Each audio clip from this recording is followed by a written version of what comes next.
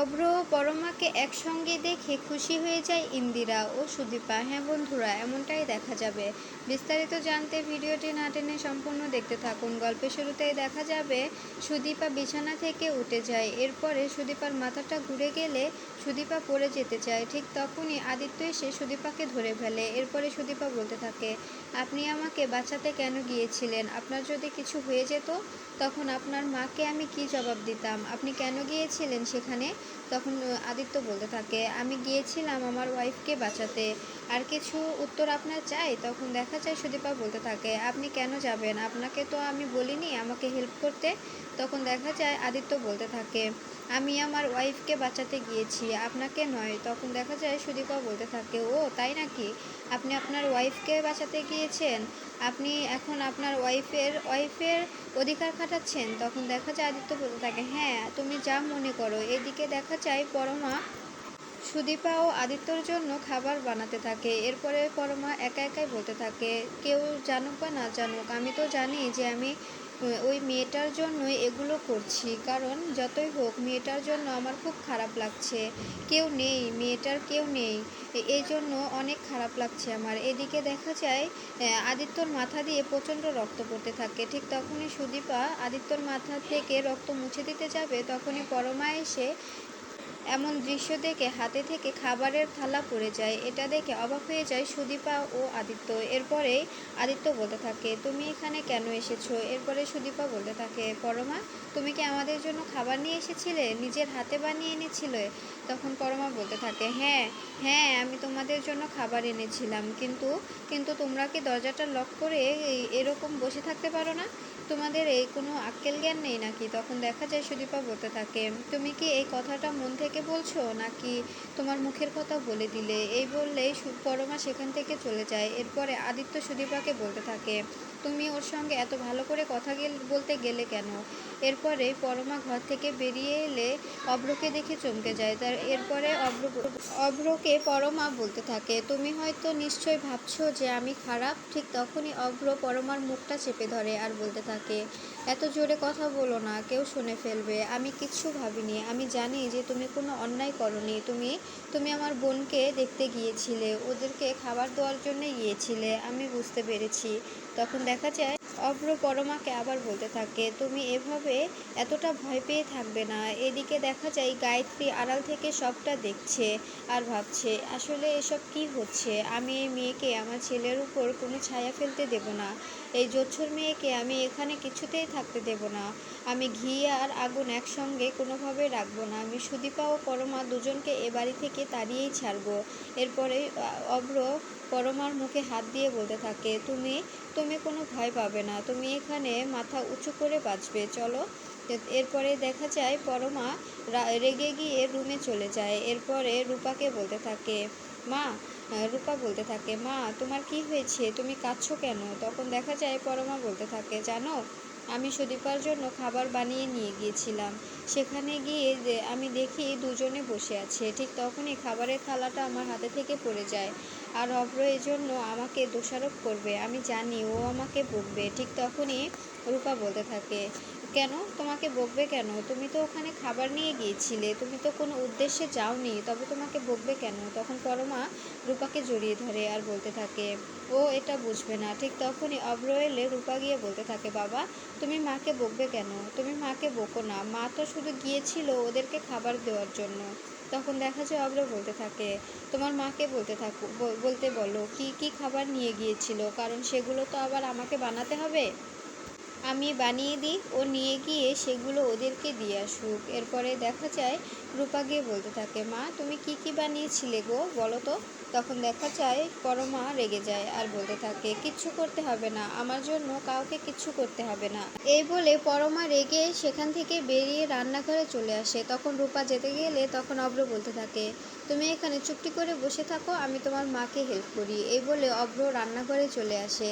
এরপরে পরমাকে বোঝাতে থাকে, আমি জানি জানি যে তুমি কোনো ভুল করতে পারো না। প্লিজ তুমি এভাবে ভেঙে পড়ো না। চলো আমরা দুজন মিলে একসঙ্গে কাজ করে সবটা ম্যানেজ করে নিই, সবটা গুছিয়ে নিই। আবার নতুন করে সব কিছু রেডি করে তুমি নিয়ে গিয়ে ওদেরকে দিয়ে আসো। তুমি যদি না চাও তবে আমি গিয়ে দিয়ে আসবো। এরপরে পরমা বলতে থাকে, তুমি সত্যি বলছো? তুমি আমাকে ভুল বুঝোনি তো? তখন দেখা যায় আদিত্য বলতে থাকে, না। এদিকে দেখা যায় গায়ত্রী একা একা বসে বসে ভাবছে, কোনোভাবেই ওই দুশ্চরিত্রা মেয়েকে আমি এ বাড়িতে থাকতে দেব না। আমি আমার ছেলের ছায়াও মারাতে দেব না। ওকে আমি কোনোভাবে মেনে নেব না। ও এত বড় মিথ্যে কথা আমার সঙ্গে কিভাবে বলতে পারলো? আমি ওকে যেভাবেই হোক বাড়ি থেকে তাড়িয়েই ছাড়বো। ঠিক তখনই অংশু আসে আর বলতে থাকে, বড় বৌদি, ওই সুদীপা মেয়েকে কিন্তু এ বাড়িতে রাখা যাবে না, তুমি বলে দিও।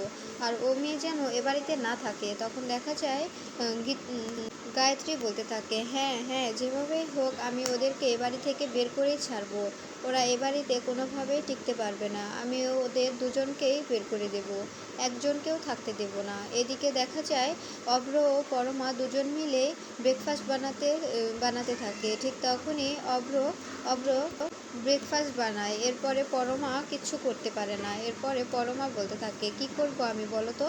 তুমি তো সব একাই করছো, আমাকে তো কিছু করার সুযোগ দেবে, তাই না? আমাকেও তো কিছু করার সুযোগ দাও। ঠিক তখনই দেখা যায় অভ্র বলতে থাকে, তুমি ব্রেডগুলো নিয়ে এসে বাটার লাগাতে থাকো।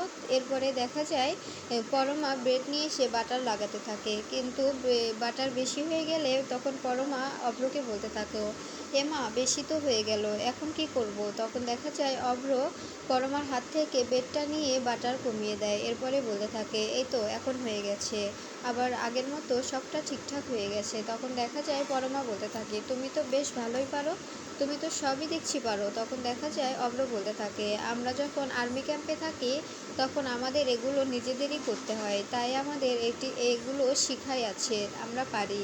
তখন দেখা যায় পরমা বলতে থাকে, হ্যাঁ, অনেক সুন্দর করে গুছিয়ে কাজ করতে পারো। আর আমি দেখো, একটা মেয়ে হয়ে যেগুলো আমার করার দরকার ছিল সেগুলো আমি কিছুই করতে পারি না। এদিকে দেখা যায় আদিত্য ও সুদীপা বসে আছে। এরপরে আদিত্য সুদীপাকে বলতে থাকে, তুমি তুমি কি কি ভাবছো? তখন দেখা যায় সুদীপা বলতে থাকে, আমার তো কেউ নেই, আমি এখানে থেকে কি করব?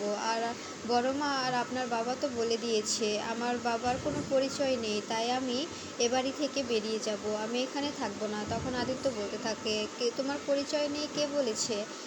তুমি আমার ওয়াইফ, এটাই তোমার পরিচয়। তখন দেখা যায় সুদীপা বলতে থাকে, আপনি আমার দায়ভার কেনই বা নিচ্ছেন? আর আপনি আমাকে এভাবে বাঁচাতেই বা গিয়েছিলেন কেন? এদিকে দেখা যায় অভ্র ও পরমা একসঙ্গে কাঁধে কাঁধ লাগিয়ে কাজ করতে থাকে। অভ্র পরমার এরকম কর্মকাণ্ড দেখে হাসতে থাকে। তখন পরমা বলতে থাকে, তুমি হাসছো?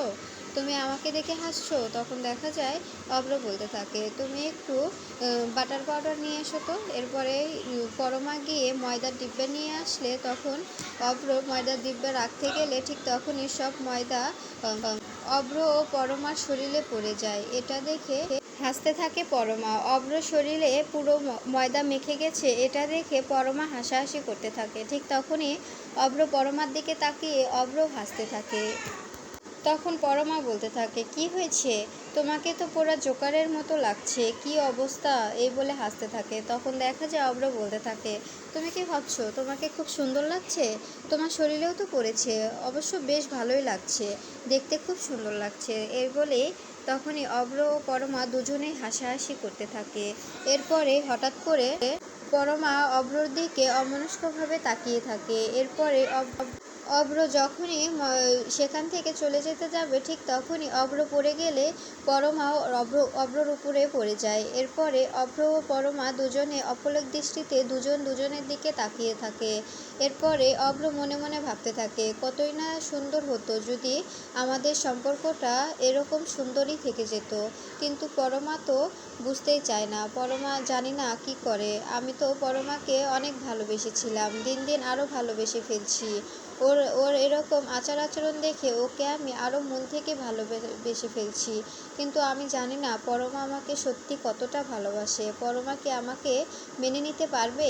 পরমা কি আদিত্যকে ভুলে আমাকে মেনে নিতে পারবে? আমি সত্যিই জানি না। যদি এমনটা হতো অনেক ভালো হতো। ঠিক তখনই সেখানে আসে ইন্দিরা। ইন্দিরা এসে পরমা ও অভ্রকে এভাবে দেখে হাসতে থাকে। এরপরে ইন্দিরা মনে মনে ভাবতে থাকে, ছেলে মেয়ে দুটো যদি এভাবেই ওদের দূরত্ব মিটিয়ে দুজন আবার এক হয়ে যেত তবে অনেক ভালো হতো। তবে তবে আমাদের সংসারটা এভাবেই সুন্দর হয়ে থাকতো। যদি আদিত্য ও সুদীপাও এভাবে নিজেদের মধ্যে বন্ডিং তৈরি করতো তবে অনেক ভালো হতো। এরপরে ইন্দিরা চিৎকার করে বলতে থাকে, অভ্র এসব কি হচ্ছে?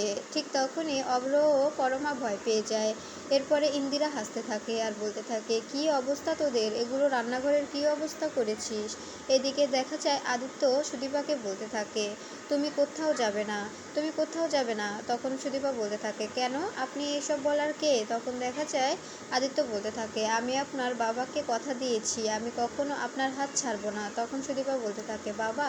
উনি তো আমার আসল বাবাই নন। তখন দেখা যায় উনি তো আমার আসল বাবাই নন। তবে তবে কিভাবে ওনার কথা রাখবেন আপনি? তখন দেখা যায় আদিত্য বলতে থাকে, আপনার আসল বাবা নন, কিন্তু উনি তো আপনাকে এত বড় বানিয়েছেন। আপনার সব কিছুতে উনি তো আপনাকে প্রশ্রয় দিয়ে